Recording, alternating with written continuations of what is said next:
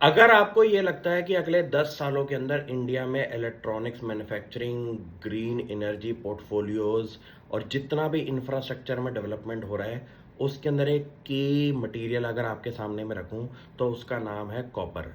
और इस copper industry को आगे बढ़ाने वाले कंपनी का जो नाम है वो है अदानी एंटरप्राइजेज।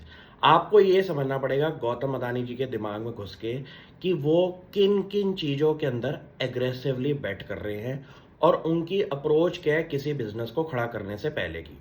आप ये सोचिए कि इंडिया में 25 सालों के बाद एक कॉपर का आप कमेंसमेंट हुई है प्रोडक्शन के अंदर, एक नई कंपनी ने आके शुरू कराया काम।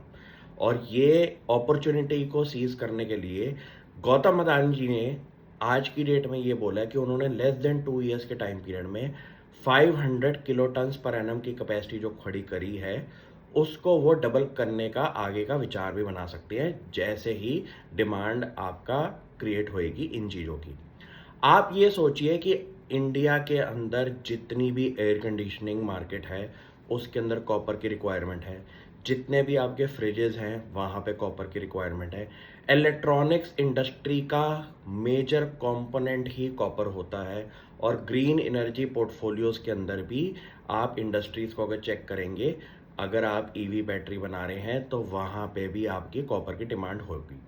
अब आपको ये समझना है कि इस कंपनी का खासियत क्या है कि इन्होंने इंक्यूबेशन बिजनेसेस बनाए हैं अदानी एंटरप्राइजेस के अंदर बैठ के। यहाँ पे आपको ये देखना पड़ेगा कि अगले 5 सालों में जब ये बिजनेस एस्टैब्लिश हो जाएंगे तो शेयर होल्डर कम्युनिटी के लिए एक बेनिफिट ज़रूर बनेगा। रीज़न बीइंग, अदानी एंटरप्राइजेस की हिस्ट्री ये कहती है कि एक बिजनेस को स्केल करके वो स्प्लिट करते हैं और अपने शेयर होल्डर्स को गिफ्ट के तौर पे ये कंपनियां देती हैं। तो मेरे दिमाग में एक कंपनी का नाम आया है जो कि कच कॉपर प्लांट है उनका अदानी एंटरप्राइजेस के अंदर। और ये बिजनेस आने वाले फ्यूचर के अंदर जब स्पिन ऑफ होगा तो शेयर होल्डर्स को सबसे पहला बेनिफिट मिल सकता है।